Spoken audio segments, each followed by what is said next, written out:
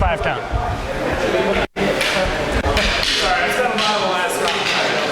Cliff, would you take the center for us? And spotted dagger. And Jerry, would you get out there with Cliff? And just some 1-for-1, nice and light 1-for-1, making the stick the primary weapon, not the dagger. Okay? Just some 1-for-1, back and forth, nice and easy.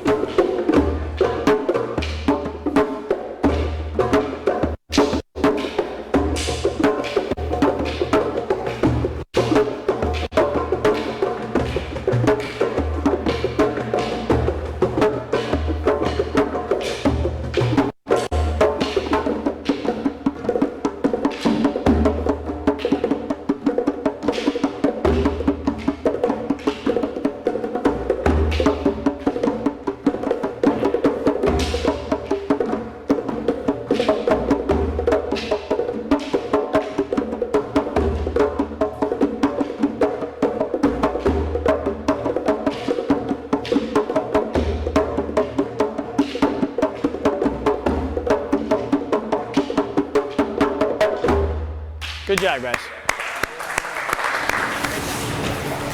1-for-1. Brett, if you feel the need to start to put the pressure on him, you know, that's up to you, really.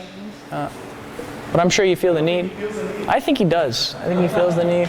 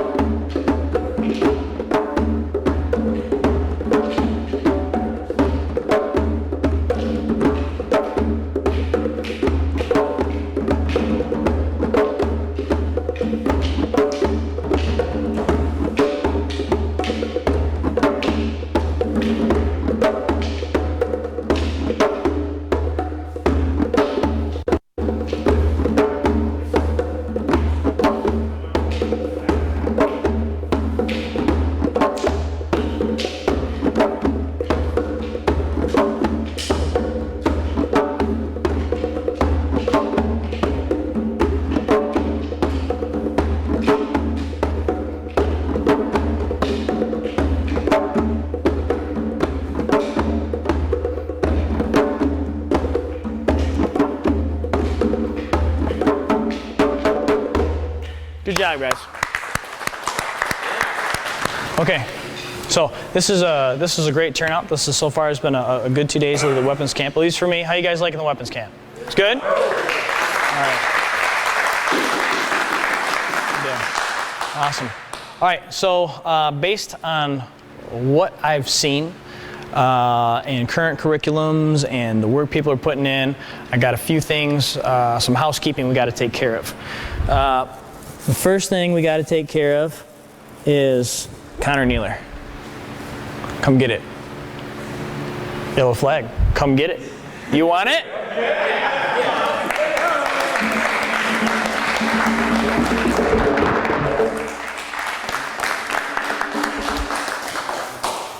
Second thing I got to take care of is Kerwin kneeler.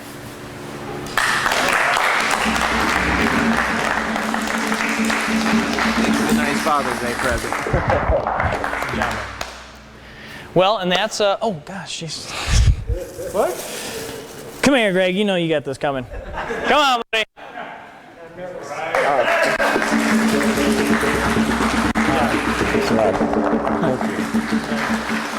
So these guys are working hard. You know, these are affiliate guys, and Paul's been helping guide these guys, and I think you're doing a really good job. I think you do a really good job. It's not easy being affiliate students because you're not there to directly be, get all the pieces. Not easy to be an affiliate instructor in training because you don't get all the little pieces. I really appreciate Larry, you helping out, and Brian getting up there and Brett getting up there and Josh and all this kind of stuff. And we really talk about the concept of family. And the concept of family is really important in KSK because like this doesn't happen without everybody pitching in. And, a couple of guys, you said to me today, oh, we really appreciate you letting us come up and do this. This doesn't happen without you guys, without the desire to learn. This doesn't happen without you guys. So, it's a two-way street, but that's part of the KSK families. We want to, when you guys get in the family, we try to take care of each other. We try to make sure that we get the good training to each other, and, we put as much effort into you as you put back into the family, so that's important. And one thing I really like is how family members, at least in our school, really take care of each other and are responsible for each other's training. Like, it's not just me saying, hey, you got to do this. It's also each of the guys get together, like Larry and Brian here. They train at the school, but they also get together and work out all the time at Brian's place. Brian's putting in his own dojo in his basement, so just so Larry can come over and throw him around. And these guys put in a ton of work, and it's very appreciated. Don't think it doesn't get seen, and that type of work ethic is what we try to put forth to everybody. That's contagious. You show what you want. You lead by example, and you learn by example. So because of that, I'm going to say that Brian and Larry should get up here, and they should get their blue flags today. Thanks,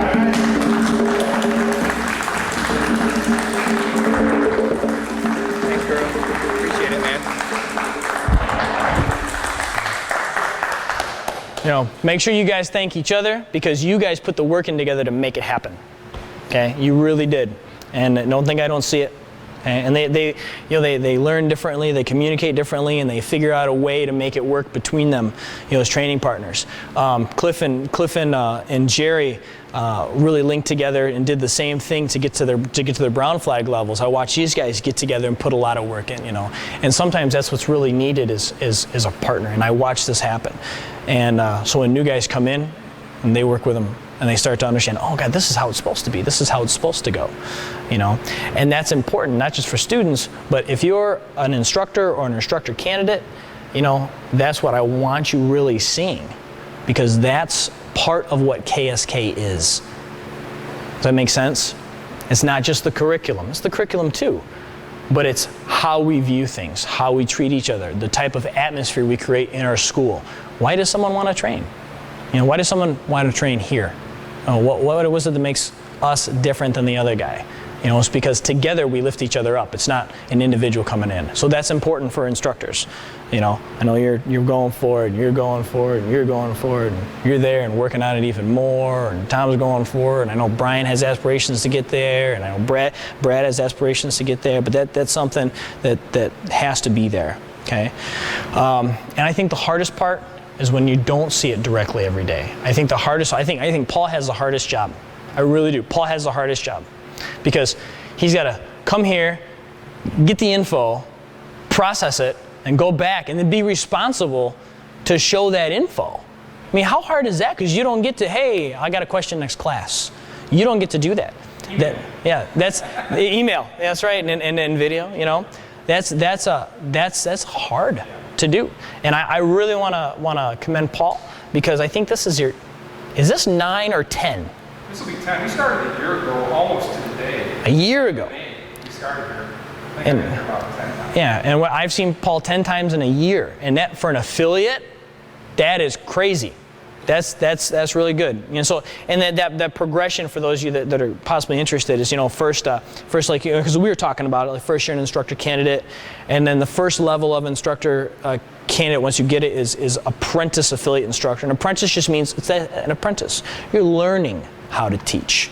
That's from the affiliate program. In the direct program, apprentice means that you can start assistant teaching in my school. So there's differences, between an apprentice affiliate and apprentice direct, because of the level of exposure you get. But when you get the apprentice affiliate or the apprentice direct, either way, there's a title that comes with it. We call it Joshu. And does anybody know what Joshu means? What that title means? It's actually Japanese. It just means help. That's all it means. Help. I'm here to help you. Literally, we give you the name of help, because people look at you, and when Guru Brett was Joshu Brett, Joshu just meant help. What do I do? I don't know how to do this. Hey, Guru Brett, or Mr. Joshu Brett, I need help. right? And that's what we do. And so you help. You are help before you're a guru, which just means teacher. You know, and Guru Brett was a great Joshu. He's getting to be a really, really good guru. Well, we don't have any more Joshus. So, since your people rely on you to help, this certificate of merit documents that Paul Kaseka is hereby recognized as an apprentice affiliate instructor with the Kaishinkan School of Martial Arts in the art of Armas Kali, and is entitled to all the knowledge and privileges therein, and is in accordance with all the requirements that have been set forth to attain this rank. Joshu Paul. Thank you. Joshu Paul. Thank you. Good. Thanks, guys. Keep up all the hard work. Okay, what you've been putting in is an example to other affiliates. I mean it, because I don't see other people putting in the effort and the time like you do. Okay. Well, you know what? I'd like to thank all your students too, because every time we come out here, they help out as well too. All of us, not only me, but the guys I bring up here. So thank you. Thanks, everybody. All right, guys. All right.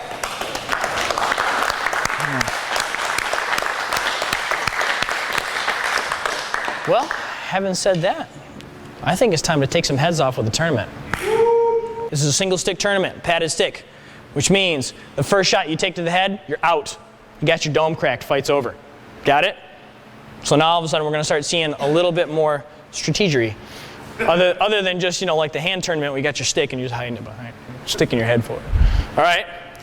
Second round will be single sword, which means first crack to the head or first thrust to the body. Clean thrust, okay? And it's over. Third round, double stick. First crack to the head, and you're out, okay? And again, we're going back to honor system, okay? If you want headgear, we have headgear, all right? Because those sticks, you feel them. You feel them when they come across, even though they're padded, all right? 5 minutes, we start the tournaments. Let's go.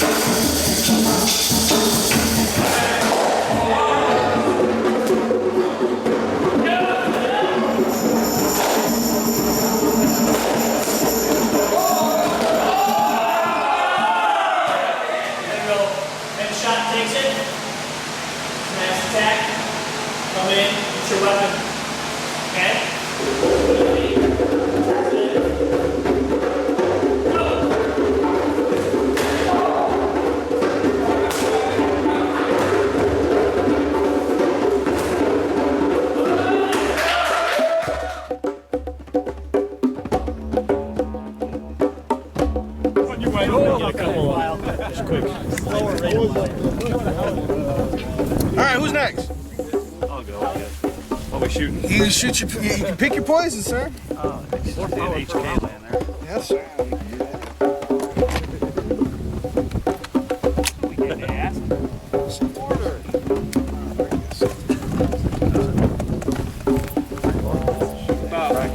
Right about this angle. Just a bit long, yeah.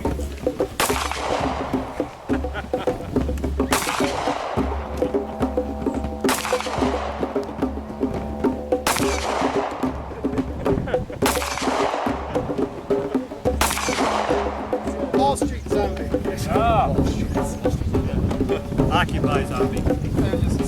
Occupying the world.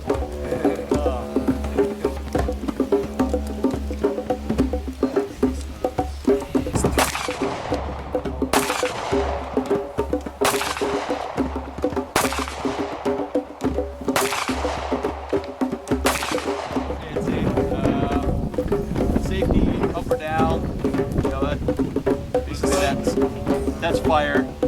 But even up, because you got to cock it anyways to get the shell in the first place. So, but yep, in. So let's release back. Then it's on. Step all the way back to clear fly. Oh, you look like you're doing ready to go. Oh, see ya. Actually, it's that type of thinking is what is involved with the standard weavers, which is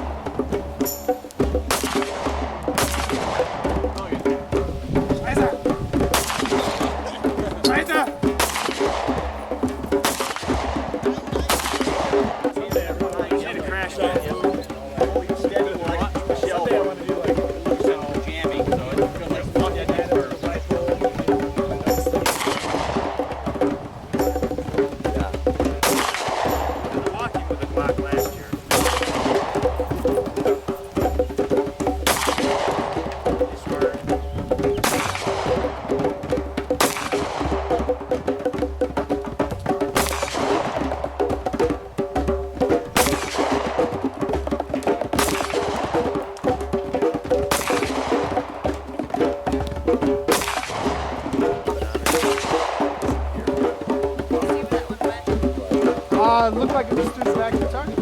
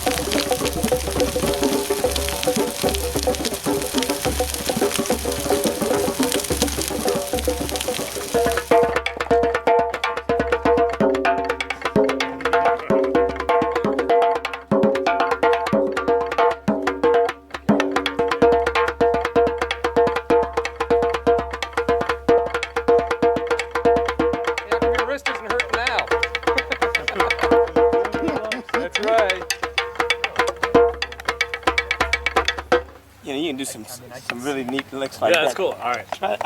Give me those players. Get out.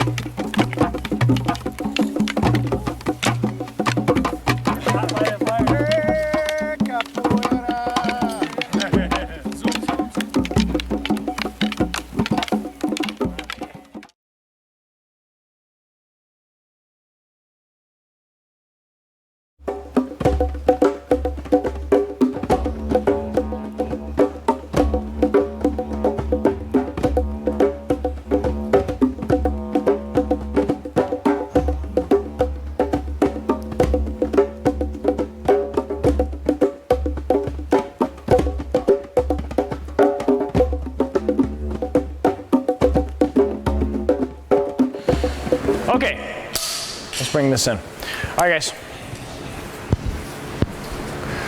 All right, so you made it. Day 3. Congratulations for you 3 dares. Not easy to get it all the way through. Does anybody have any questions so far about anything you've seen? Got one to laugh. That's good. How do you remember those? How do I remember it all? Consistency. That's it. So, all right. So this morning, what we're going to do is we're gonna start with double knife. And the reason I like to start with double knife is not so much because. Hold on, guys. Hold on. Okay. The reason I like to start with double knife is not so much because I think that you're going to be fighting double knife, but because it's a great way to train both hands at the same time. So what we're going to do is we're going to do a couple of drills to just give us pathways for both hands to teach the same pathway. So really we're training the right and the left hand while having to continually switch knives back and forth. Does that make sense? So what we're going to start with is what we call the Highline series. And the Highline series is just different ways to get us to a disarm that we refer to as the outside strip. When we do the outside strip, remember, Mr. Brett, when we do the outside strip, all we're looking for, go ahead and pull blade, okay, is we're going to, over here a little bit, okay, we're going to get here with the grip, okay, and when we get here with the grip, see how I make this C-clamp right here, okay, I want that right on the wrist, so I'm going to wind up using my blade to stab, and that creates the disarm. I don't worry so much about disarming him as I do stabbing him. The stab will create the disarm. Does that make sense? Okay. Typically when we do the stab, what we're looking for is we're looking for right up here in the armpit. If I stab Mr. Brett here in the armpit, one of the things we see when we see the trajectory of the blade, right, is we get a lot of different types of damage. One thing that happens here, okay, is it goes up through and it severs the nerve that comes up in. So it kind of takes his arm out. He's no longer using his arm. Pierces through the top of the lung. So now we're talking about a pneumothorax. It also clips the subclavian artery as it comes up through. So now we're talking circulatory system. So now we've got nervous system damage. We've definitely got muscular damage, right? We've got respiratory. We've got circulatory, and depending on the length of the knife, who knows, maybe like go up further. Probably not, to be honest with you. Okay, but even if you get a knife half this length and you bury it in that far, okay, you're going to do some serious damage to him. So a stab in the armpit, it's a serious thing. Yeah, nobody thinks about the armpit that much because it's not so much a ready target. But if you can get one, bam, in the armpit, there's a lot of different systems of the body that you're affecting. Okay, so just kind of keep that in mind. To me, that's why the stab is the disarm. Okay, it's cool to have the leverage portion of it, right? But if I stab through and I affect the nerve in his arm, what do you think happens to the grab? That's right, he's gonna let go. So he can't grab. So what we're gonna do is we're gonna start the Highline series by feeding an angle 1. When we feed an angle 1 does not come from out here. Okay, that's more of like a bad high angle 3. Okay, one angle 1 right here. Okay, just the first line of the X, and we're going to do this on both sides. So when he feeds the 1, the first one we're going to do is just what we call the ride. Okay, so when he feeds the 1, I'm going to ride my knife on top. It's actually my forearm, okay, and I move to the side, so it goes right into him right away. Okay, I'm going to stab with the other hand, and I'm going to bring this into my C-clamp and hit my disarm. Now he's just going to feed the other one. Okay, I'm going to ride, stab, stab, stab. Does that make sense? Okay, so we got 3 stabs going on. Okay, and just for safety, I'll make sure I put my glasses on so I set a good example for everybody. Okay, so again, I'm going to ride, stab, stab, stab. Sends the other one, ride, stab, stab, stab. Now, where are my feet? Where's my whole body? To the side, right. So when you're doing this, what we don't want, should have wore the training rigs today for this. What we don't want you to do is to stand here. Oh, got that one good. Okay, whew, got that one good. Man, I'm sweet at this. We're not looking for that, okay? What we want to make sure that we do, okay, is when I enter this, notice I get to the side. I want to zone away from that other hand. And my first shot's already in. Then my second shot, and I hit this one.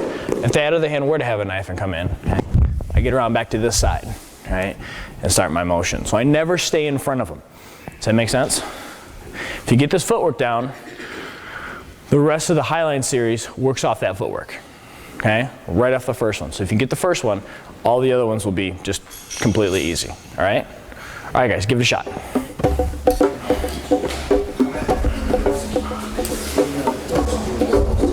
Oh, yeah. Actually, I'll tell you what. Just make sure these get back to me, because it's hard to do this one with a dowel. You need a flat edge. Find them, ready to hand them knives, okay? So the knife comes in at me, right? I come here. See, that still works? Yeah, this is the same concept, right? So now when that knife comes in, right, I take the eye or the throat, it's the same concept. But the knife teaches me that motion.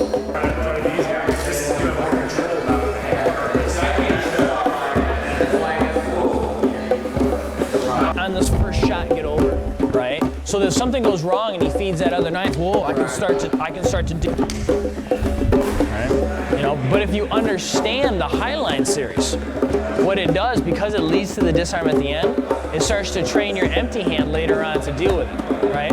So so when you're attacking, right, and I come here and I learn to do this, right? Go ahead and grab your arm, right? Now the same concept applies when I don't have one, and I start to learn where all these strikes go, right? Make sense? Yeah. So I'm training my hands to get to targets in the Highline series. I'm not necessarily training a disarm, because really we teach the disarm. I think we teach the disarm at the rank beforehand, the outside strip. So by the time you get to the Highline series, you already know the strip. Yeah. You know? Alrighty? Okay. Pretty easy, hard. What do you guys think of that one?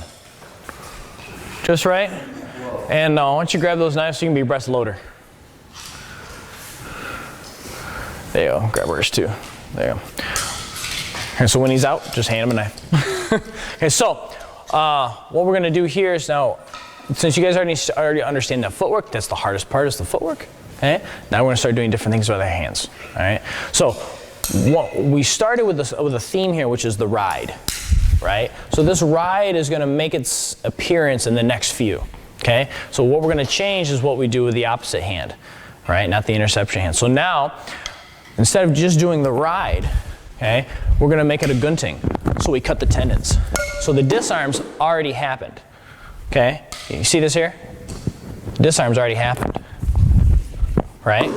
So load. Load both hands. Both hands. Your other both hands. There you go. So when I hit this one here, right, I just intercept and hit this one here. Does that make sense? Okay. Hit it, move. Okay. Hit it and move. Does that make sense to you guys? So the disarm is now built in because I'm cutting those tendons right away. Cutting those tendons right away. Now would I use this if he was coming in with a wide shot? I would not do this. This seems unwise. That's why it's for more the diagonal shot. So when that diagonal shot comes in, it's there, right? Later on, if he comes in wide, we'll have different ones that we'll use. Part of our stop thrust. If you look, 6, 7, and 8 are part of the stop thrust. So I want you guys to be cognizant of the line you're feeding right now. Whether you're feeding it this way, or you're out here feeding it. We're looking for this, not this. Because how we would deal with this is different than this. Make sense? All right. Does anybody need to see it again? Does everybody have it? One more time? Sure. Okay. So we had this, right? This was the first version, was the ride. Now when I ride, at the same time, my other one comes in so we can gunting. Remember the gunting we did with the stick? Okay, because gunting just means what? Scissors. You got it, right? So I just gunting this in. Okay, same here. Gunting, ride, stab, stab. Okay? All right. Give it a shot, guys.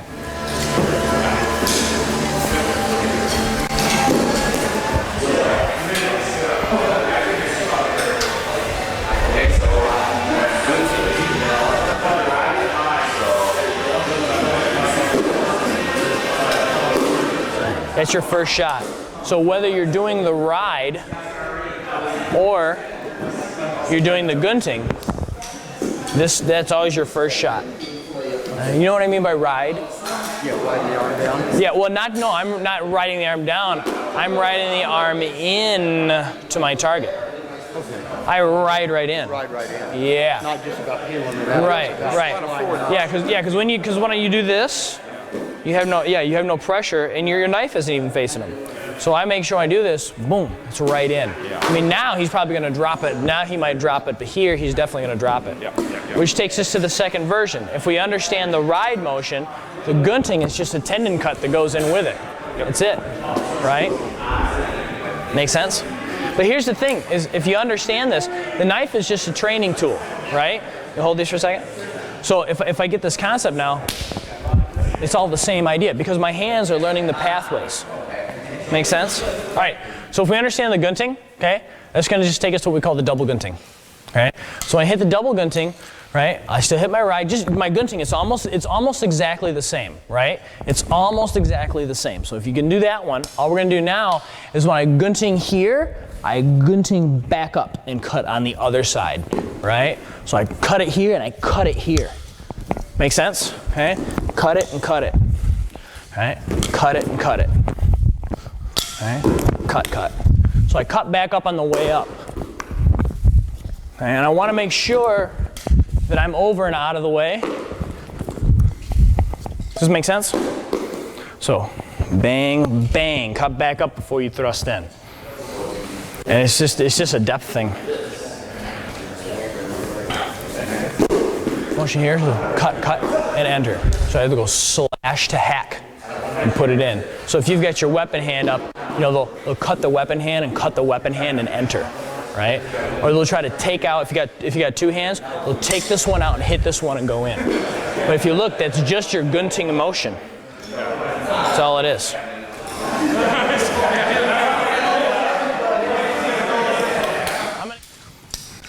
All right, so everybody got the ride, the gunting, the double gunting. But you guys see how it all was based off the motion of the ride to start, right?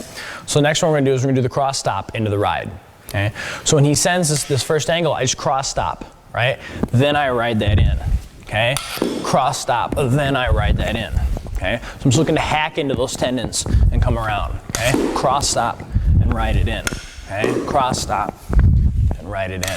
Cross stop and ride it in, okay? Because this is the equivalent of my tap, right? So if he brings it in, I tap and I come around, okay? Same idea. You guys understand how this works together? Okay, 2 of these are mine. So, okay, cross stop, hack in with the blade. Then just bring your ride in, okay? Notice, so I keep this connected as my ride comes through, because that'll actually give me an extra little gunting for my double gunting. See that? Bang. Make sense? It's almost exactly like the double gunting. The difference is, with the gunting, we slash through. Where with this one, I just hack it in. Okay? I stop the motion. Whoop. I stop the motion completely. That's what I'm looking for. Okay? Hack that in, then go. Okay? Any questions?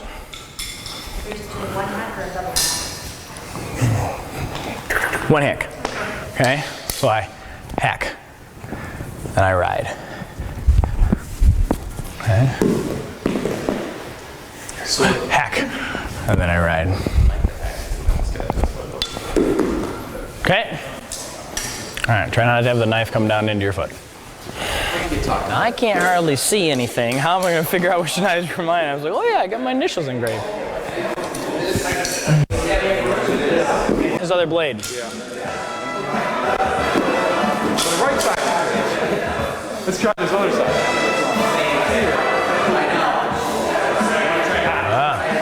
Yeah, it should be inward motion. Okay. So the next one we're going to hit, sticking with the ride, is going to be our undercut. Okay. So when I hit this, I'm going to actually cut underneath. Okay. So I'm going to cut underneath and ride. Okay. Cut underneath and ride. Okay. Underneath and ride. Okay. Basically, I make an arc with both blades. See that? Okay. Just make an arc with both blades.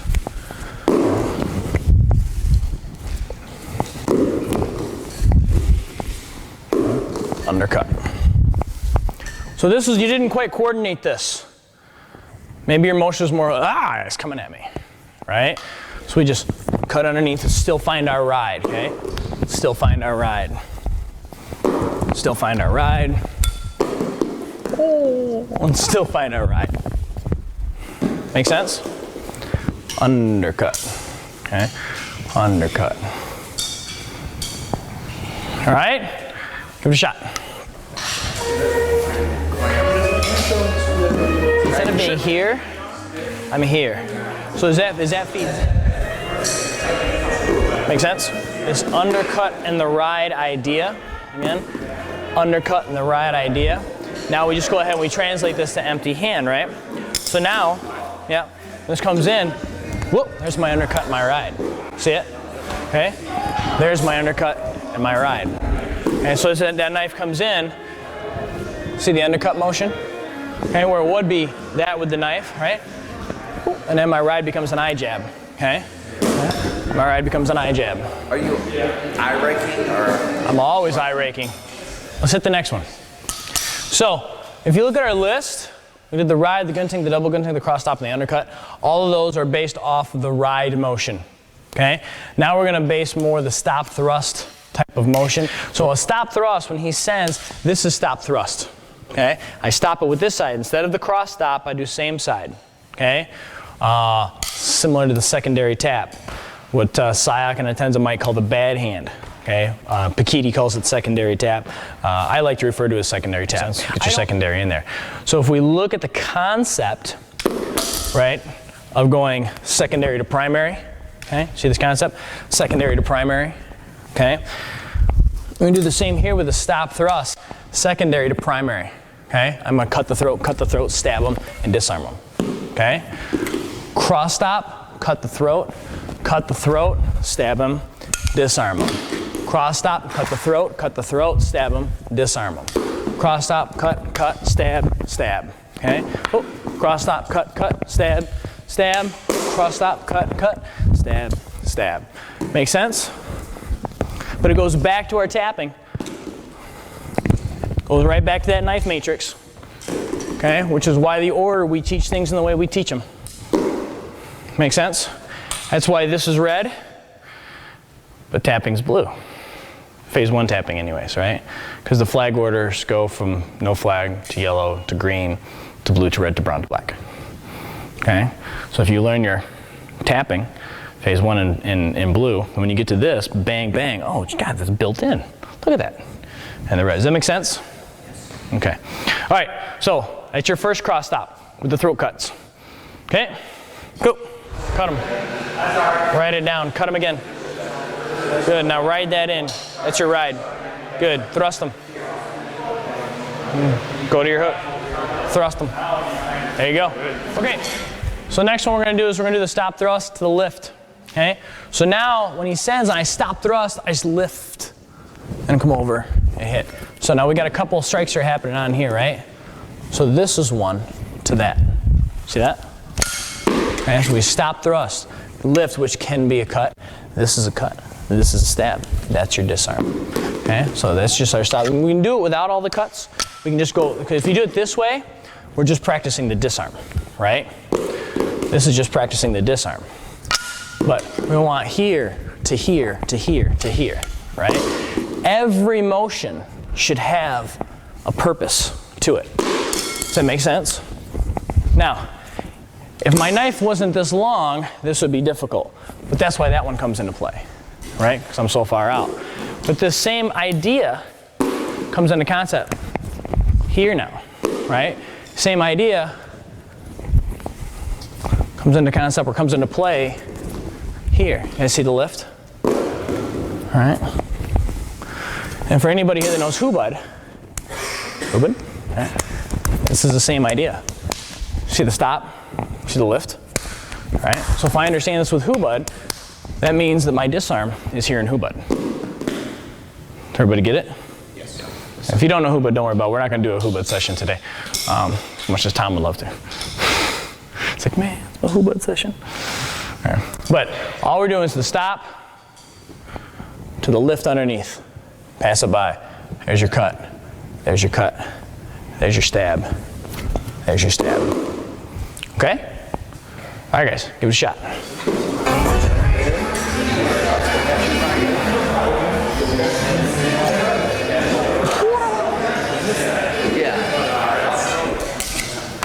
Okay, so I'm just gonna show you guys the last one in the series, the stop thrust to the roll. This one's a little situational. When he sends the shot and I stop thrust, right, I'm really looking if he has a bent arm. If he has a bent arm, I can hit this roll and put the cut in. See the cut? And take it. So again, if he has the bent arm, I can roll and put the cut in. Sorry about that. Okay, and get the shot in. Okay, and I can roll and get the cut in. Okay, and roll and get the cut in. If his arm is straighter, the roll doesn't work so well for me. That's when I would use the lift. Okay, or if his arm is straighter, that's when I'd use the throat cut. Okay, but if he's a little bent, I can just roll to the outside and cut. Everybody see that? See, as I would like to see a couple of my guys that I haven't seen do this in a while. Just a quick review. Mr. Jerry, would you please Dagger sombrata with Brett and find any one of your Highline series strips in the Dagger sombrata. Okay. Start slow. It's not a test. It's just an opportunity for practice.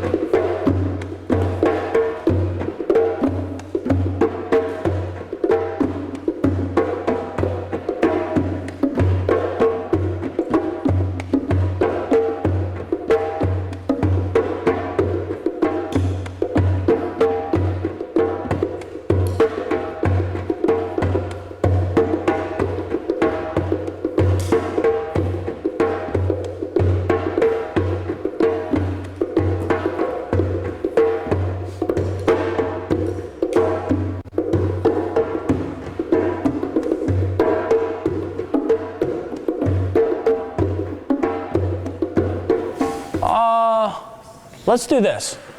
Because it's been a while. Let's go single, and I'll change orientations on you. And when you get to double forward, find the strips. Okay. Let's just start single blade. Let's start single forward grip.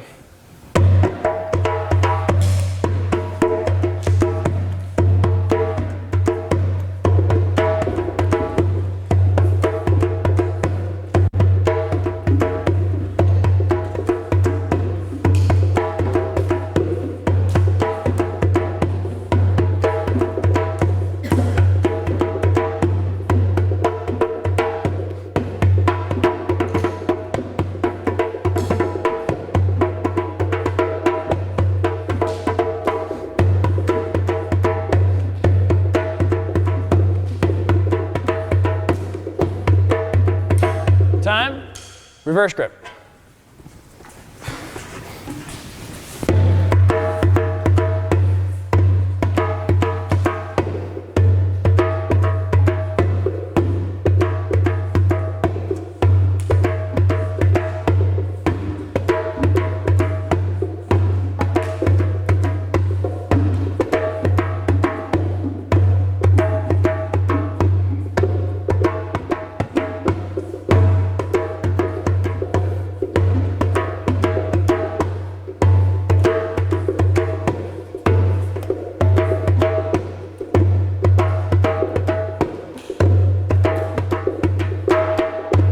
Let's go double reverse grip. I missed you, Cliff. You haven't done this in a while, so.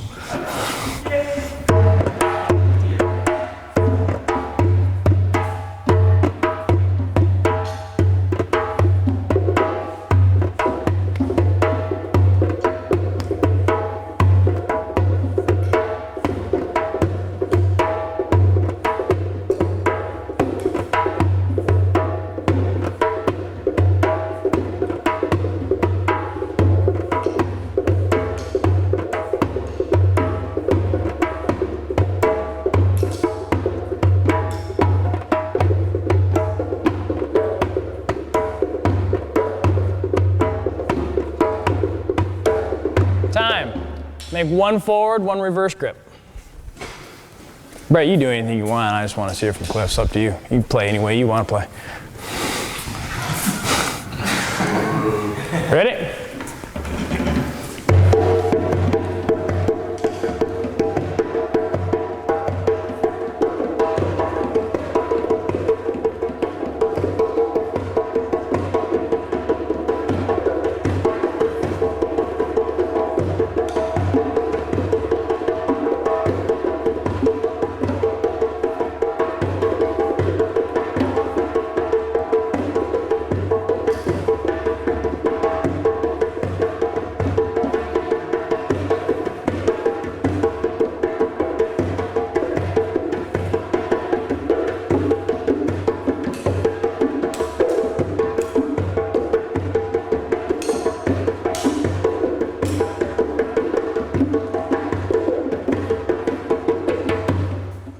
Good. Let's see, double forward grip from both of you guys. I'm sitting here on my knees. I'll stand right here. What am I doing? Ready?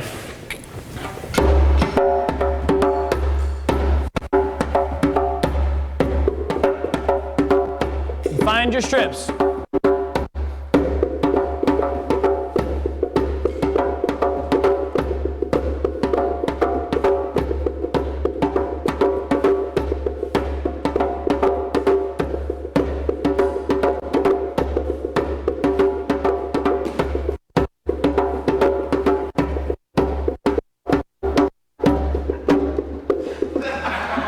Where's your loader, Brett?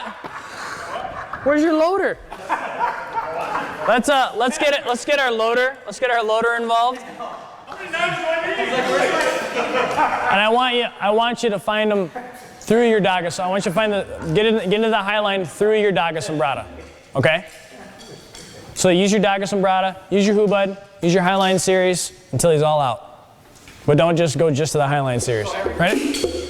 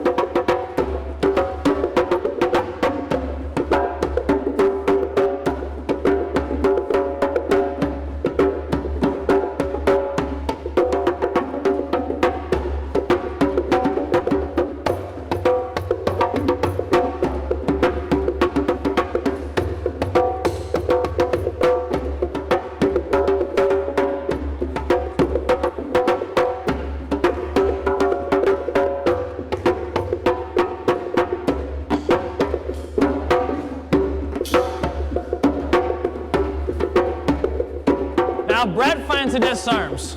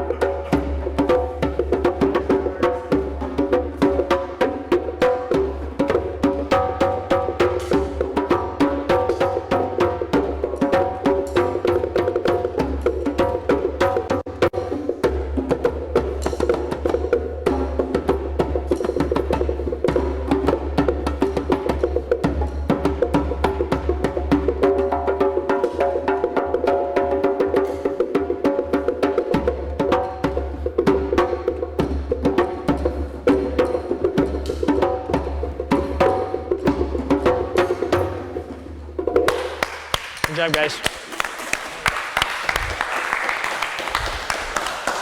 Excellent job. Okay, so that right there, really good job, Cliff. It's been a while since we really kind of put you through your paces.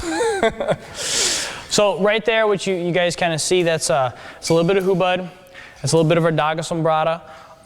Put in with the Highline series, and really it's just about learning how to gunting. It's about learning how to pick up your angles. It's about learning how to find your disarms inside, and really that's kind of been the theme of this camp, hasn't it? We've been learning about picking up the angles. We've been learning about the guntings. We've been learning how to find the things we want to find inside the matrices. And in this one, it was a disarm, right? Or inside of our structures, our skeletons. So, you guys have any questions about anything we did this morning or anything you guys just saw? No?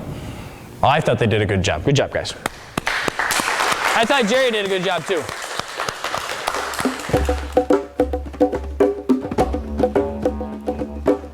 So for this section, what we're going to do is we're going to talk about the spotted dagger. Now, yesterday we talked about some of the more basic ideas behind it, right? Some of the attacking combinations and things like that. Today we're going to get into the more advanced side of it. We're going to get into some of the tie-ups and the captures. We're not going to get into the counters to the captures because that's really getting into the higher level of it. At least for you guys at this stage. So I just want to kind of play with some of the tie-ups because they're fun. It's a good aspect of the art to see, and it's kind of a good wind down. It's probably going to be a little confusing to you. That's okay. You guys, if you haven't seen this stuff before, you're like, "Wow, what are you doing?" Just do your best and play with it. Because you never know if you can't get exactly what we're doing, you might find something else that works. You might stumble across something that's even better than what we're doing. All of this stuff happens out of experimentation and play, right? So what we're going to be looking at here, before where we looked at ways to flow, this instead is going to be based off specific scenarios. Okay, so tie-ups and captures happen off of specific scenarios, and then later on you just kind of see where they flow into from there. So the first thing we're going to do is we're going to work off what we call the double wrap series. And so our first one is our double wrap standard. So when he sends this angle 1, okay, I'm going to hit low, and I'm going to bring this across. Okay, so just going to start there. So inside deflection, I bring this across. Notice how this slides down to my hand. Okay, I bring this low, so I invite the dagger. He can only thrust high at this point. I'm going to come over, wrap this here, and then thrust the throat. Okay, so everybody see this tie up right here? This is what I'm looking for. This tie up right here. Okay, so one more time. Come here, come over. He thrusts the dagger. Come over and in. One more time. So here and over, and dagger, and in.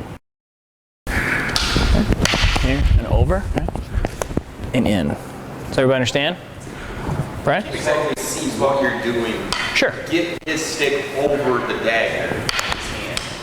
As I think it's like your deep vine. Yeah. Okay. Think of your deep vine motion.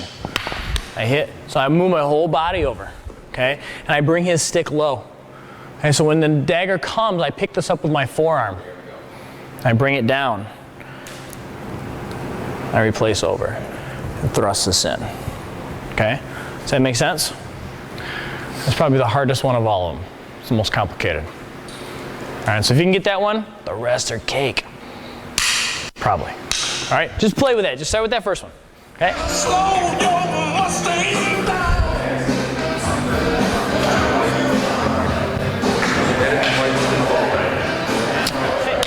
Here, so I lead with the puño.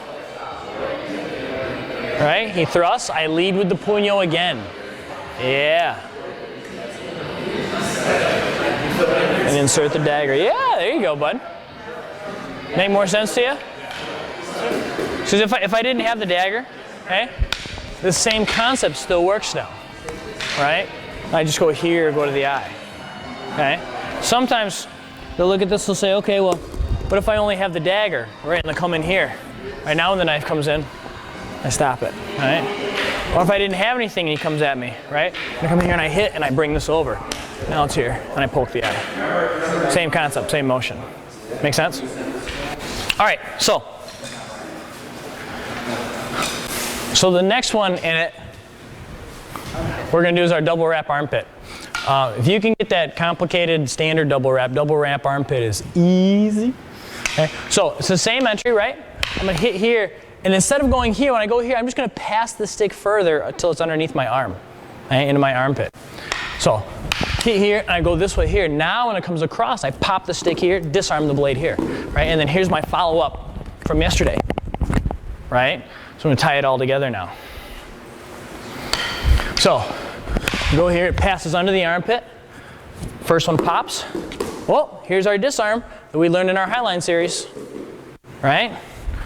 And then our 5 count. Make sense? So now we're seeing all the pieces of the camp start to come together. Okay? And if you really want to make the pieces of the camp come together, we want to be complicated, we make it out of defend and return. 1 to 2 to 1, right? So you send the 1 to the 2 to the 1. And we go here. Oh, wow, I cheated. I went to the first one. Jeez, some guys, right? Defend and return from yesterday. So go 1, right, to 2, and then here and bang to the armpit. Now we pop it, hit the disarm, okay? And then we start to see all these pieces come together. All right, you guys don't have to do that entry if you don't want to, okay? But if you think you can find it off your defend and return, might as well, right? So you start to see how these pieces just get broken down, study a little bit, put back together in the right order, right? So, bang, bang, okay? Pop, pop.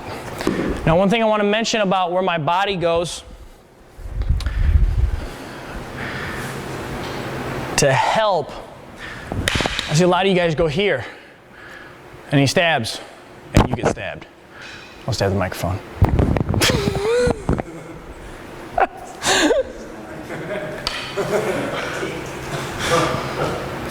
Hey, you threw the stick. I did throw the stick at the camera yesterday. I did, but not on purpose. Well, Let's just throw knives at the windows.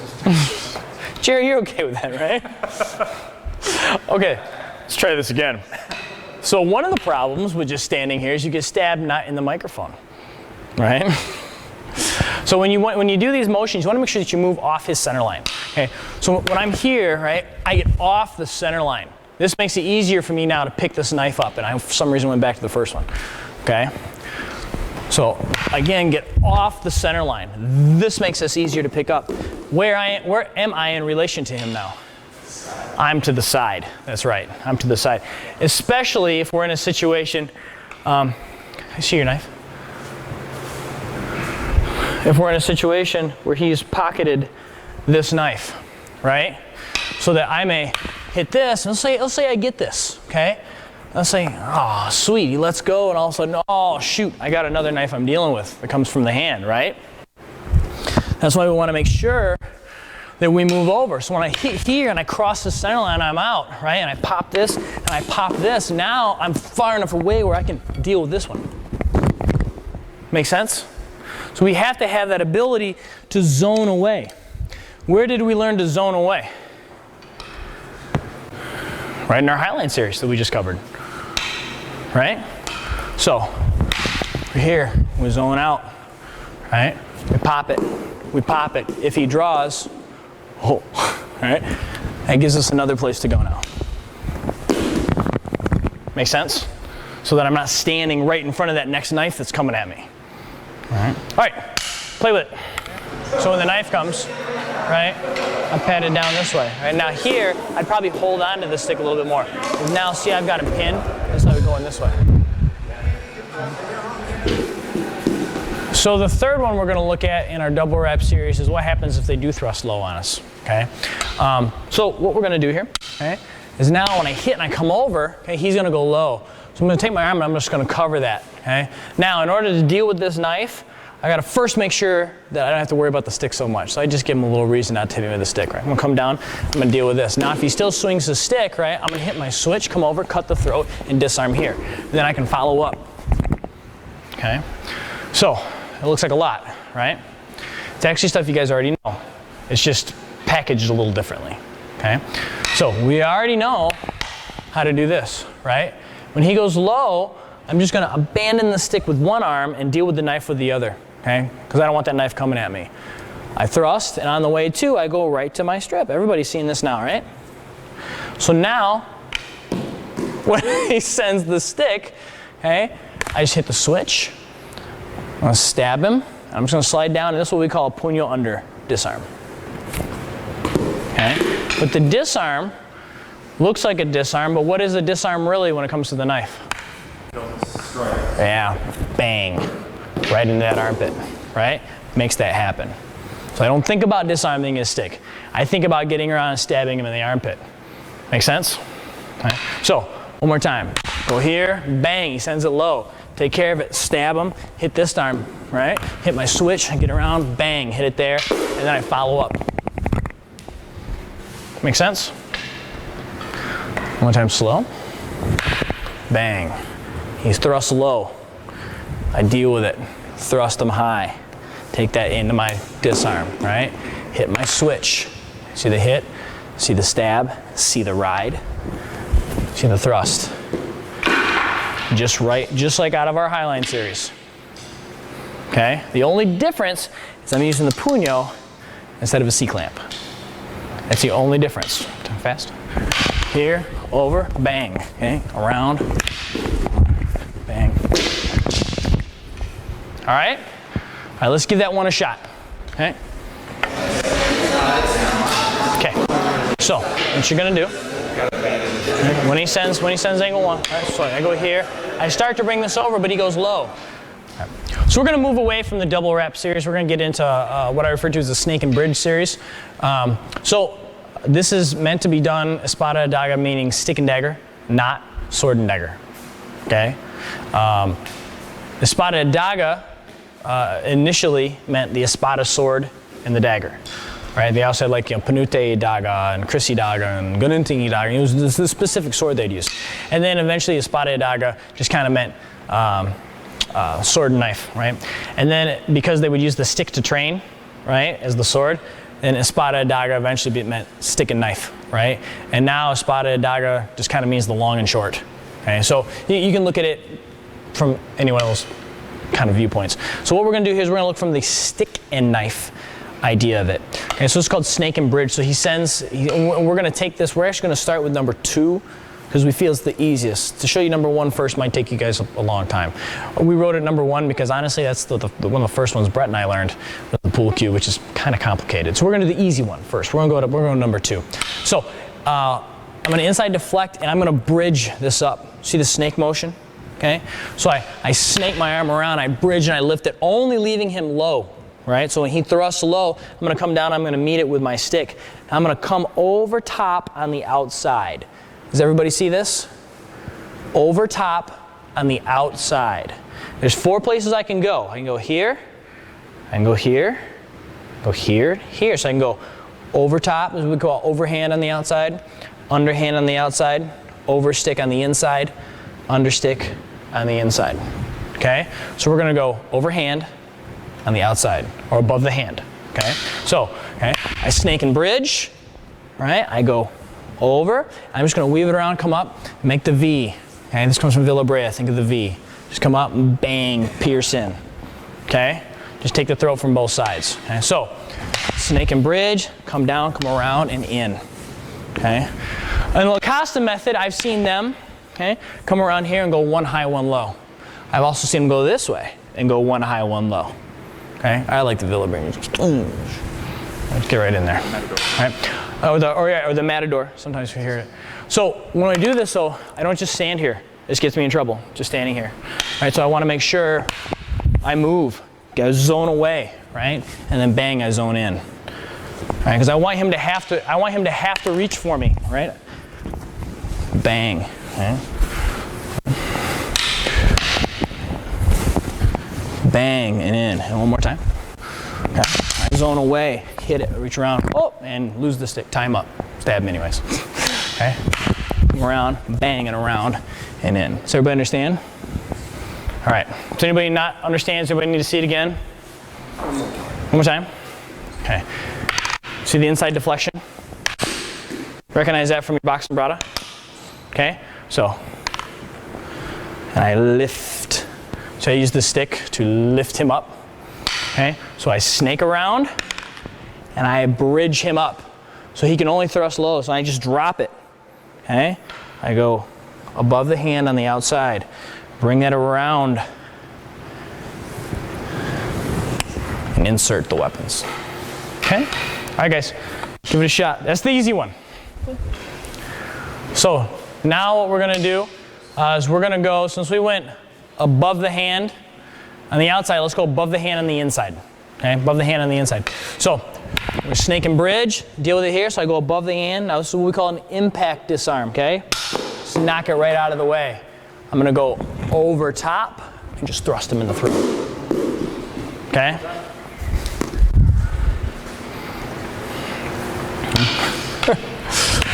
Here, bang, impact, and thrust him in the throat. You all right? Did I get you? I backed way too far, sorry. So your hand went in the overstick quadrant? So yeah, inside over the stick. Inside over the stick. Yep. Okay, so snake and bridge, bang, knock that out. Okay, you can hit here, by the way. Okay, so you get him trapped in my armpit, but maybe he's got a tough grip, right? I don't want to rely on yanking that, so I'll just stab him in the throat, and he's probably going to let go. Okay, let's try from the side. Not if I'm a mover for Kingsley Moving Services. Systems. Plug. God. Sorry. Kingsley moving, got us all here. I'm only All right, so here, bang, go over, impact, get your strike in, go over, bang, just put the throat stab right in. Okay, one more time. Protect the knee on that down sweep. Oh yeah. Bang, here, pow. Here, you could hit here, bang, right into it, right? And then it just gives us our follow-ups. Okay, good eyes, you're starting to see it. Starting to see it. Does that make sense? I think this one's kind of an easy one too, because the throat stab really helps that disarm. Okay? And you're going to deal with any kind of fancy, futzy, you know, outside strip. You just bang, just hit that weapon and take it out. And be careful, don't hit each other's hands. Although that's what you're supposed to be doing, is hitting the hand. Okay. Does anybody have any questions? One more time. Sure. Okay. Here, bang. So I go up over the stick on the inside. Okay. I'm going to hit this weapon. All right. I go over top, stick it in my armpit, stick it in his throat. Okay. Alrighty? All right, guys. Give it a shot. How did that one feel for you guys? Good. Okay. So now let's look at inside below the stick. Okay, inside below the stick. So we hit here, we snake and bridge, we come down, we're gonna go inside below the stick. All right, so now I'm gonna go back to the same strip we were doing before, the outside strip. I'm gonna pull my stick out, reinsert it to hit that. Now as I come across, instead of just here, I'm gonna go all the way underneath with it, cut the throat, stick it in the belly, turn it around, stick it in the belly again. Okay, you don't have to do the fancy hand flip, that's just, I drop that half the time, so. Okay. So, okay, come around, come in, bang, hit it, pull it out, disarm it, go all the way underneath, okay, cut the throat, take the belly, okay. Now, you don't have to cut the throat that way, that's just one method. A lot of times, what I will like to do, okay, when I come around is still just stick this right in here on my way up and through, okay. But, just for the sake of, if you want a nice slash to spin and stab, yeah, whatever you want to do. Okay. Bang, bang. Whoop, let's do this again. Okay. Now, in, through. Okay, and that's just going to take us back to our follow-ups. Okay? Okay, so here, bang. Hit the disarm, round, and in. Okay? Bang. Okay. Any questions? So we've already built in the skill of the disarm several times over with our Highline series, right? So that's there. We started the other one this way. Release the stick. There you go. All right, by hitting the release button on the throat. So now we're just gonna put a little bit more dynamic body mechanics into it, okay? By coming around, bang, and hitting it. Okay? And if you want, you can use that opportunity to go some different places too. So I could be here, right? I could disarm this, and as I'm coming around, see it? Okay? So just some different options you guys can play with. You got femoral, you got a lot of other places you can go. All right? Just play with it, have some fun. Okay, so now we're going to go to the one that I think is probably the most difficult out of all of them, or that I feel is the most complicated, which was the first one that I learned. It's called the pull cue. This is kind of a fun one. So now we're going to go below the hand. So we're gonna be on the outside. Okay. So come around here, we move, and I'm gonna go below the hand as I come around now. See, I lay it in the arm. See the pull cue? Right there. See that? Right there. Okay. So you hit it, right? Around here and down and around. Bang. Trying to get that. Yeah. Didn't work. Sometimes they'll do it like a spear. They'll grab here and then they shove forward. All right, so you see the spear? It's made with the dagger. Okay. A lot of times they'll just lay here and they'll just slide it through like a pool cue, right? So it goes here and down and in. Okay. Look how I drop my weight. I drop my weight to pull him down into it. Okay. Tough if I just stand up here. I found if I just stand up here, he just cuts me with his knife. Whoa. But not the microphone. But not the microphone. Okay. So what's really important is when I do this, okay, is that my body moves. Look how I get over. When I get over, see how it traps his knife in my elbow right here? Okay? That's important, because if I'm standing in front of him, his hand is straight. When I move over, it traps it in, locks it in, enough for me to get that, boom, or get the knife in there too. Okay? But that dropping, that's important. Okay? So banging up and down and in and drop and put that pull cue in. All right, I'm just here so these guys can see. Okay? And up, okay? So I go below the hand. Come around, drop, pull cue. Okay, one more time. Okay. And down. I used to hate this one, now I love this one. When you can do it, you enjoy it much more. Is this something you can also do like a sword, or is it just dangerous? I wouldn't do this as a sword, because number one, if he has sword, I'm wrapping around. That's bad. Even if I had a sword though, I'm laying this in my hand. I don't like that. Okay? I should wear like chainmail gloves or something. Okay? Which everybody has a pair of. Just like everybody walks around with a sword and a knife. Right? Same concept. All right, so is everybody okay with that? Good? All right, let's give it a shot. Last one. Okay, last. All right, guys. All right, so I always like to make note when people have little breakthroughs. Hey, Tom, Brian, just come out here for a second.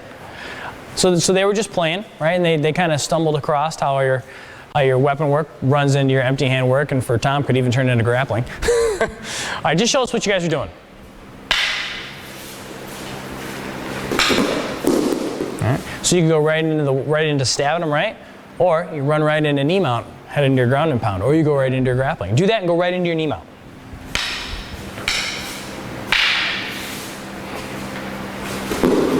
Yeah, right in, follow in. There you go. Good.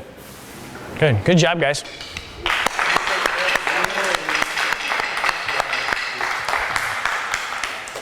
Yeah. So that's, see, Brian's got about a year of Kali in, and Tom's got about 2 months of Kali in. You got like a month's worth just in this camp. You guys enjoyed this camp so far? Yeah. Would you guys come back?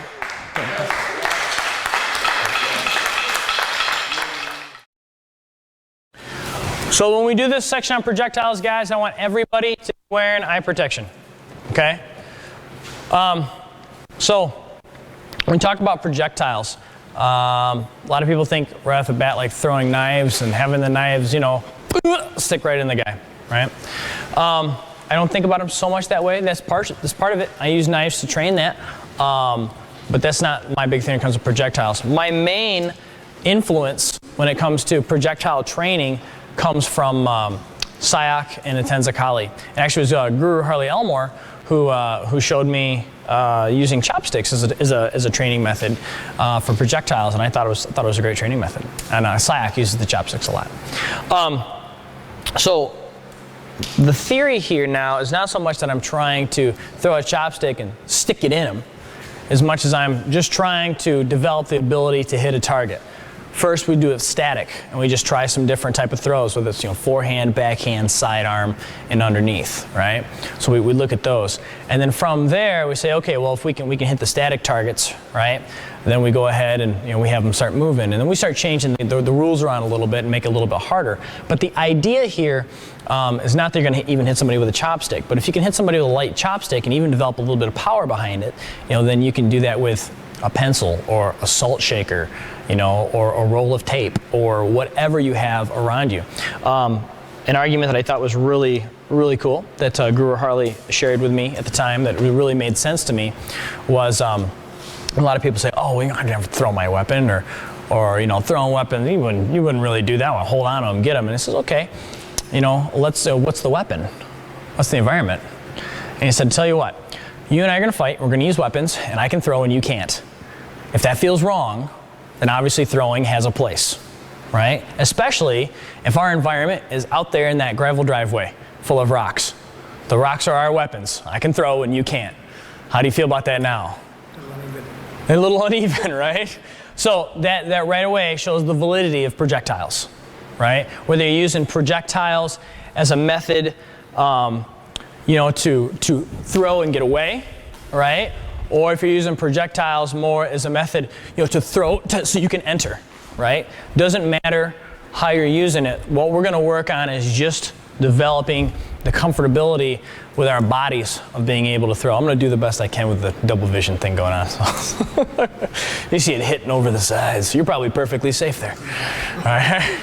All right, so the first one we're just going to play with forehand. Now I'm just going to stand about, yay distance away. So maybe what, 8 feet maybe? Something like that.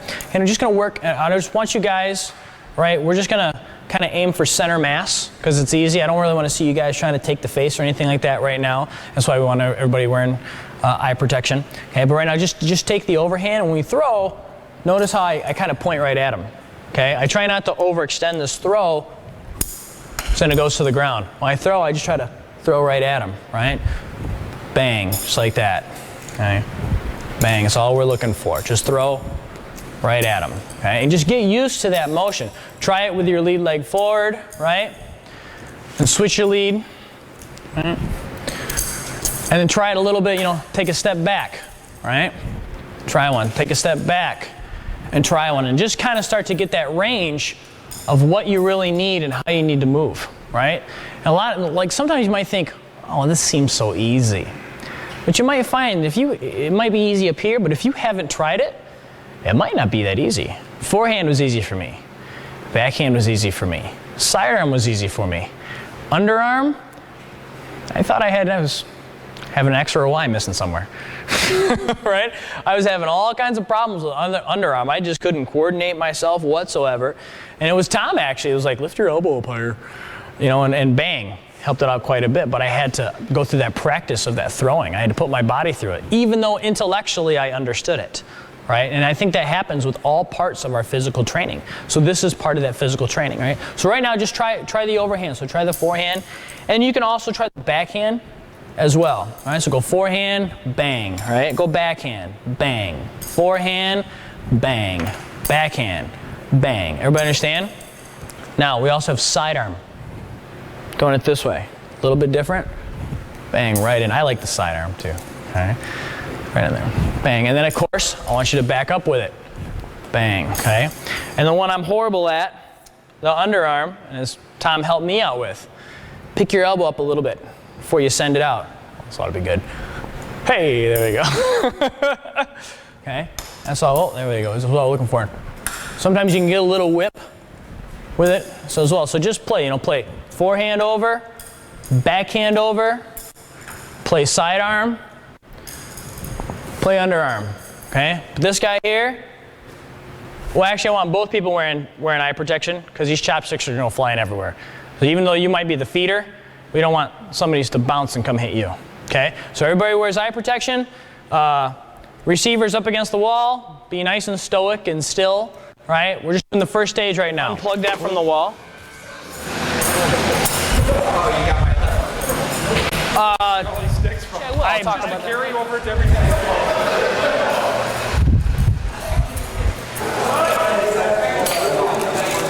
Hey, so Some of you guys may notice that the forehand, the backhand, the under, right, connects directly to our 5 angles, right? What was our first 5 angles, right? Yeah? Yes. Right? Angle 1, angle 2, angle 3, angle 4, and angle 5, right? So if we look at that, what are the motions that we're doing here now, right? Angle 1, angle 2, angle 3, angle 4, ooh, that's a bad one, and then angle 5. You guys see it? It's just our 5 angles. 1, 2, 3, 4, and 5. Okay.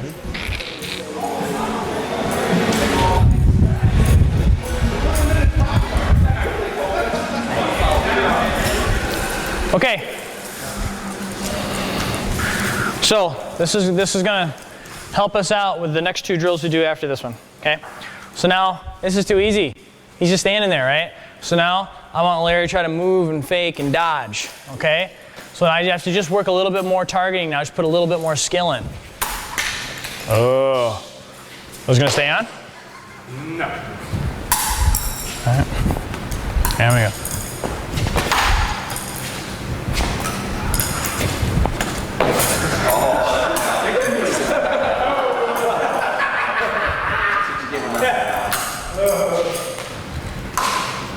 Ooh. All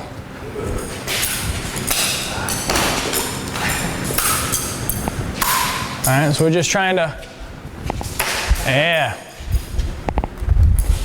Hard. Back hard.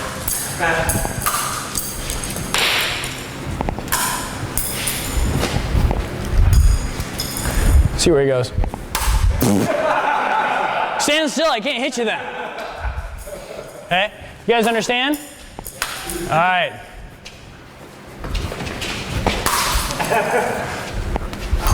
There we go.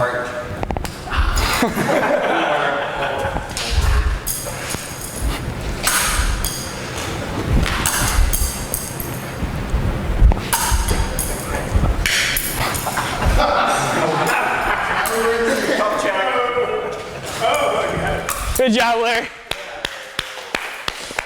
All right, let's do it. Dodge, move, dodge, move. We do.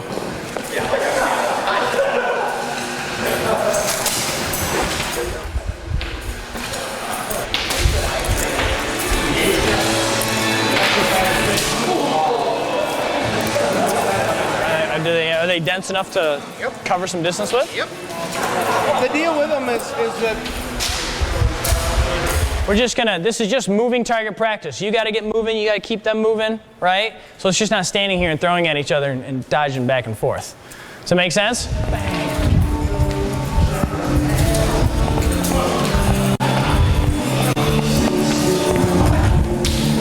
Ooh, this is hard when you can't see.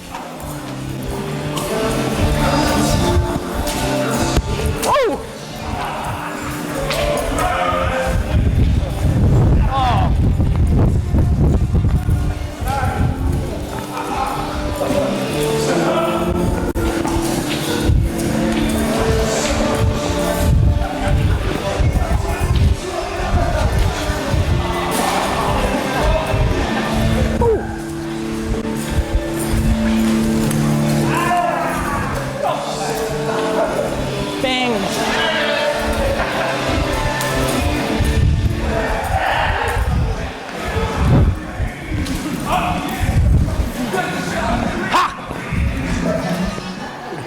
Got it? Everybody's your target. Everybody's your target. Look, everybody going to get more ammo. Everybody understand? For those who are about to die, we salute you. For those about to die. All right, ready? Go. Oh no, Kramer. Don't neglect Cliff now. I don't want to feel left out.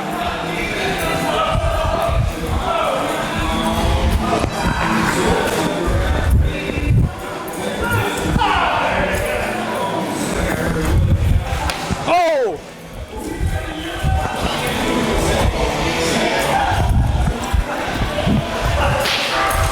Keep moving, don't just stand there and be a target.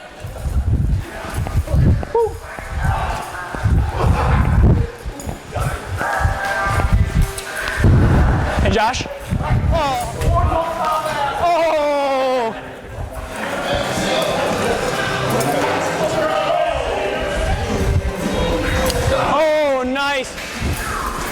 See, the Oakleys don't fog as bad.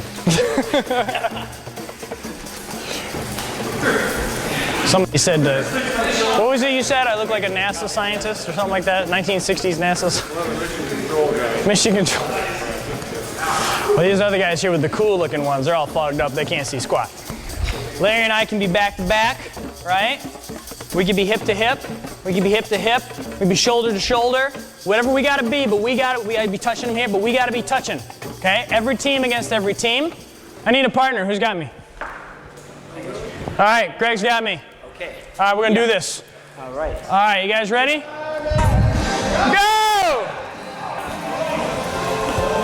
Move, go, go, go, go, go. Stay connected, stay connected, stay connected to me. Keep touching. Keep touching. Don't stand there, move, Greg. If you stand there, you're a target. Keep moving.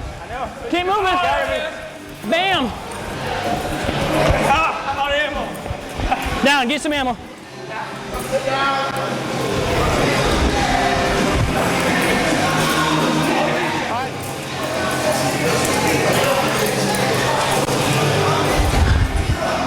right. You ready? Let's try to stay shoulder to shoulder. Okay? Let's run this perimeter. Let's just get everybody. Everybody we pass. Like this team right here. Bang. Right? Get over here. Oh! They're down, they're down. Turn around, turn around, turn around, turn around. Turn around, turn around, turn around. These guys are up. Stay moving. Stay moving. Stay with me, stay with me. All right. Let's go with it, let's go with it. All right, up. Bang. Don't disconnect. Go. Bang. Oh. Josh is bored. Okay. Oh. Bang. Oh. Bang. Bang. Bang.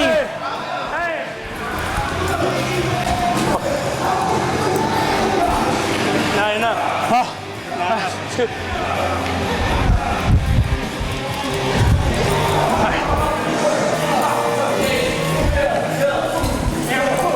Safe zone. All right, look, Brad's not paying attention. Brad's not paying attention. Bang! Oh, oh, oh! All right, who's left? Who's left? Who's up? Who's up? Nobody. Tom's up. You get Tom. Get top. Get Tom. Top. Okay, guys, what'd you get from that exercise? Well, we really saw the best team. Cardiovascular. Thank you. I'd say Tom has incredible aim. This lip right here can tell you for sure. I think that one of the big things that I get from this anyways is, you know, with Greg, I kept telling him, keep moving, keep moving, keep moving, right? So as we moved, we got to circle around behind people and see who was busy throwing stuff at other people. But when you stand there, 3-4 teams can hit you at once. But if you stay moving, stay moving, stay moving, stay moving. So it kind of teaches you the importance of that movement, right? And if you're at a place where, cardiovascularly, where you can't move a couple of feet, stuck to another person, it's a call to maybe get a little exercise in, right? But it's also just a lot of fun. Right? Yeah, probably. What else? So that's what I get from this. I'd love to hear what you guys felt you got from this aside from that. Middle is dangerous. Everyone's throwing towards the middle. Middle is dangerous. Good. What else? Strategic defense and offense. Strategic. Excellent. Know your environment. Know your environment. Know your environment. Yeah. There's a couple guys. I just came up behind you. Cover and conceal. Picking up sticks off the floor doesn't mean you're safe. Yes. There are rule breakers in here. What's that? Communicating with your partner. Communicating with your partner. Oh yeah. No, that's absolutely right. Communicating with your partner, that's key, isn't it? I was constantly talking to you. Yes. Right? And really looking for, especially when the majority of people were bending down, picking stuff up, that's when I'd be like, Greg, let's go around, run around the long way. Bam, Brad's not paying attention. Hit him, come around, bam. But got to be ready, because Tom's watching us come around to hit Brad. So we better hit and draw and be ready for the next guy, right? Hit and draw and be ready for the next guy.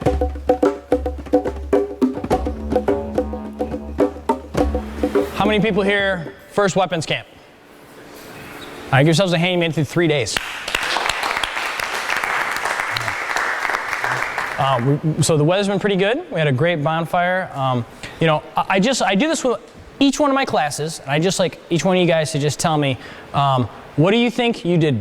What do you think you walked away with? What do you think, maybe just one thing that you really say, wow, that was something for me. I'm gonna take that home and I'm gonna work with that. I'm gonna learn that. What did you walk away with? What was the thing you learned the most? I think I probably learned the most was coordinate better with the training partner and just stay moving. Even with everything, it was getting off to the side, getting off center line, just keep moving. Excellent. Greg. I think what I'm coming away with is flowing, or the word that comes to mind is flowing. I admit that I still have the, if you will, quote unquote, karate mentality, stiffness, as opposed to the flowing movement, and I think that's what something that I've gained. Excellent. Larry, what are you walking away with? I think I walked away with not underestimating just the direct attack, because my most successful rounds in sparring were when I just went right in, straight in, right for the attack. All the fancy stuff is cool and everything, but just kill them. Get right in there. Brad, what you walking away with? The baiting of the opponents. Ooh. With the blocks. Excellent. Excellent. Brian, what are you walking away with? Probably working the wing and shield, my 1-for-1. Wing and the shield, 1-for-1. Excellent. Excellent. Will. Clarifying a lot of techniques, but working on my footwork. Footwork. Footwork. Got to be able to move. You know, how great are the throwing of the projectile rounds for footwork? For fellowship. Most definitely. Most definitely. Paul. Footwork, same thing. I noticed definitely in me, just not moving like I should be. Gotta move. That's coming from a Joshu. Joshu Paul. Will. Bill. My principles are very compatible to what I'm already doing. The physical skills were different from anything I've done, but I just noticed a common theme, as far as moving up line, accepting attack, blending, receiving, and also feeding your partner. So it's a cooperative learning environment, which is what I want. Excellent, excellent. Tom, what are you walking away with, bud? I would say my comfort level with not only one weapon, but two. I don't get to use two weapons that often, and I felt even though the drills and things we were learning were getting more advanced, I was able to learn them at the same rate because my comfort level was going up at the same rate with the difficulties. Excellent. Guru Brett. Aside from agreeing with Bill there, the handshake, meeting a lot of new people that have returned again, it's always really fun to deal with. But attention to detail. It's a little learning how to watch and notice the little things that make or break it. Just those little details that, it's not there. Dead. But it's there. It fixes that problem.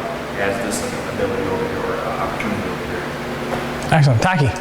I took away the layering structure drills, where you layer the skills on top of one another, and it builds into this great big matrix, but it started from these little steps. I really like that. Excellent. Nicole. I'd say the biggest thing I'm going to take away from this is self-confidence, because I come from a dance background, so I love movement, so I was willing to come and stuff like that. But I've never done knives, I've never done sticks, any weapons actually. Very cool. Mr. Kramer. Well, I had an opportunity to refine some of my techniques that I've been working on, and how important it is to keep it slow and concentrate on the technique and work with some really great people, make some new friends.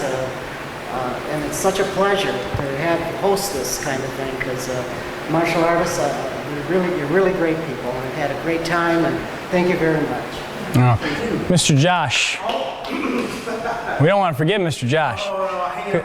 Because Mr. Josh, he's had the opportunity to observe a lot of people come through KSK. Yeah, absolutely. The thing that I take away from this camp each and every year that I've been here doing this is how many good people are all out there in the world, and they're attracted. They come here, and I'm just overwhelmed at how many good people there are out there. And I consider myself very blessed to have this opportunity to be out here and share this experience with you guys. That's what I really love about this camp. And each year just gets better and better. I just love it. Oh, thanks, man.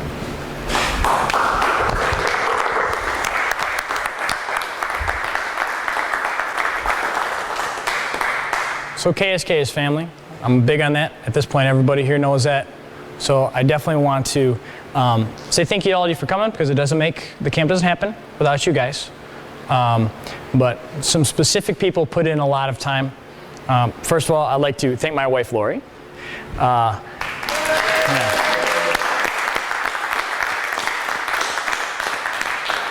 Because without her, you'd be a lot thirstier, because she's the one that goes out and buys all the Gatorades and the waters and gets things set up and keeps things organized and does the paperwork so this thing isn't a huge cluster.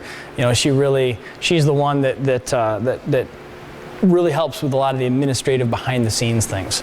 You know, I definitely want to thank Brett for all those hours that you and I put together making this thing work, especially with a funky eye. You know, it's still really nice to be able to continue to work with you, because you've been with the school now a long time, and Brett sacrifices more hours than anybody else I've seen at the school, especially over the years, and he really puts himself out there. So thank you very much, Guru Brett.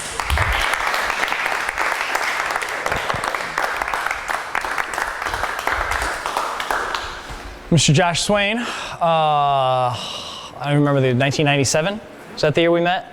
Josh came in as a student back when I probably shouldn't have been teaching.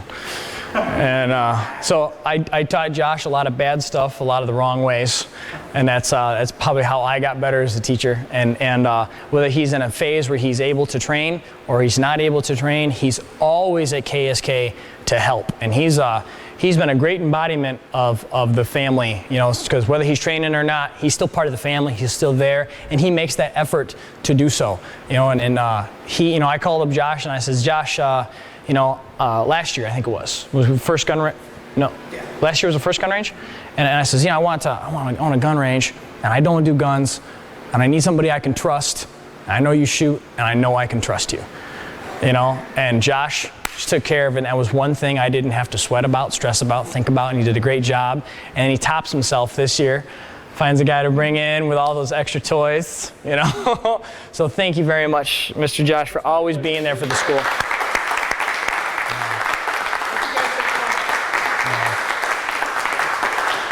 Definitely thank you to all of our out-of-staters. Most definitely, that's a heck of a drive.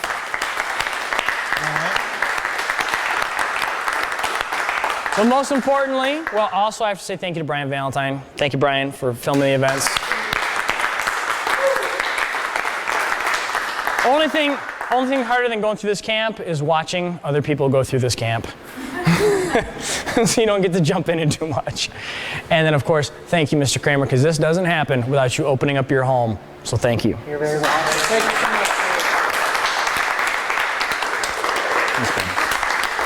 much. Okay, let's do this. People that completed all 3 days of the camp. First one, Brian Kingsley. All right.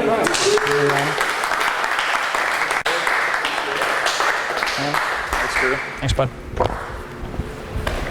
Next one, Larry Mouton. Larry. Thanks, bud. Next, Brad Brady. Thanks, bud. Thank you. Next, Cliff Schwartzer.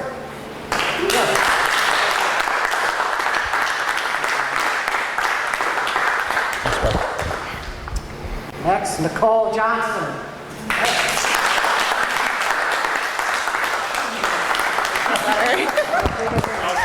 Just got snubbed. Gregory Cross.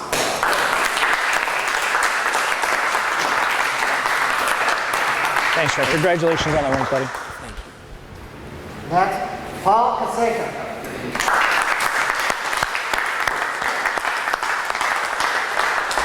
Congratulations, Josh Paul. Thanks. Hey, William Perkins.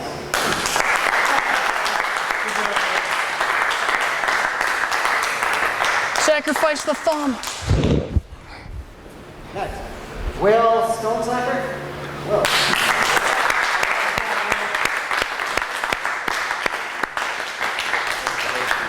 It's very nice to meet you, man. Very nice to meet you. Next, Taki Kabir. It's Taki Kabir? Taki Kabir. Okay. Make sure I get that right. Thomas Jones. I'm Jones! Thank you for being here. Thank you. Okay, Brett Eckert. Woo! He's the guy that makes me look good. Thanks, brother. Another one out. And last but not least, Jerry Kramer. Yeah! Hey, Kramer! Good job, bud. All right. Camp. Dismissed. Good job, guys. Good job. Whew. That's right. I hope to see you again. Most definitely. Better not be a year, but you better get on do some training with me, man. I'm gonna be training. Oh no. Where's Paul?